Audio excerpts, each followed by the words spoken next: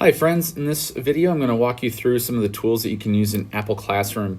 Apple Classroom is the device manager for iPads that we use at our school. If you haven't used it before, it looks like this little orange icon in the top right corner of my screen here. It should say Classroom if you tap it. What you should see on the left, you should see the name of your class and how many students are in there. If you notice that students are not showing up, or you know they're on their iPad and it's not showing up in your class here, could be a couple things. Sometimes just restarting the iPad does the trick.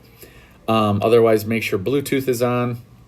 And if it's past that, just let me know and I'll come take a look and we'll try and make sure that they're all squared away. But I just want to go through what the tools are at the very top of my screen here. So the very first one looks like a layered cake here. This is the option to push students to an app, or push an app out to students rather. And you do have the option, if you noticed, lock in app after opening. Let's say I want them to be in Epic and I want them to stay in Epic.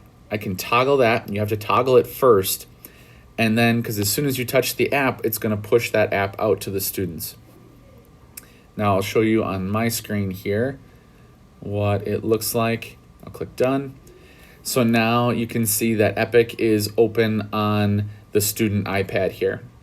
Another thing you can do besides pushing out apps is you can click on the little compass. You can push out students to Safari as well. And so Safari, in order to do that, you have to bookmark the sites that you want to send them to in Safari. Since Apple Classroom and Safari are both Apple tools, it uses Safari, not Chrome.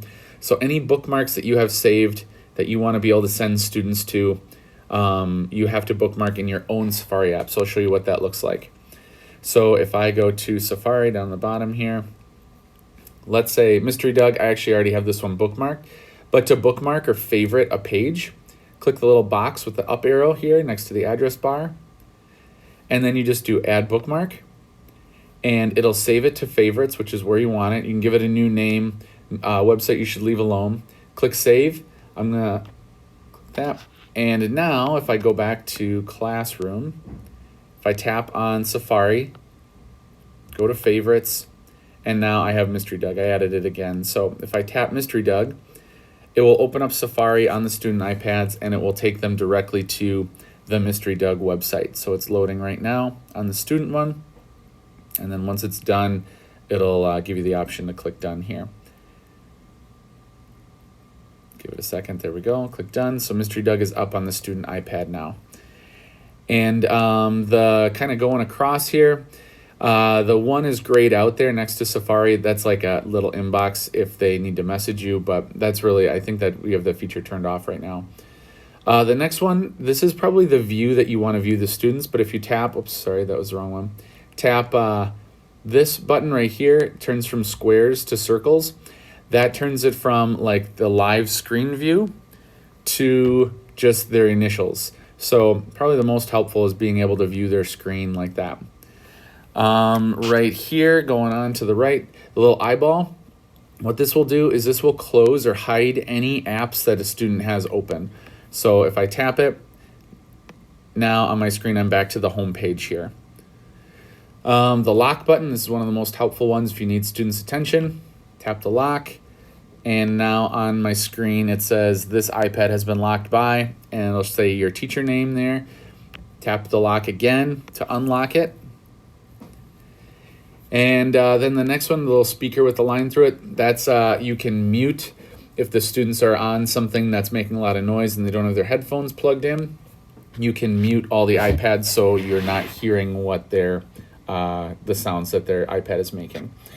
The next little circle with 3 dots, this is where you can invite students or remove students or end your class. The next one that's helpful is select. You can select certain students to do this too. You can do select all, like if you want to push out an app to only certain students or push out a website to certain students, you can select the students you want and then do the tools that we just went over at the top. You can select none, select all at the bottom.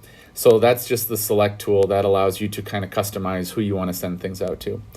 So Again, if you have any trouble or students aren't showing up, please let me know. Other than that, I hope Apple Classroom is helpful in managing your students' iPads in your classroom.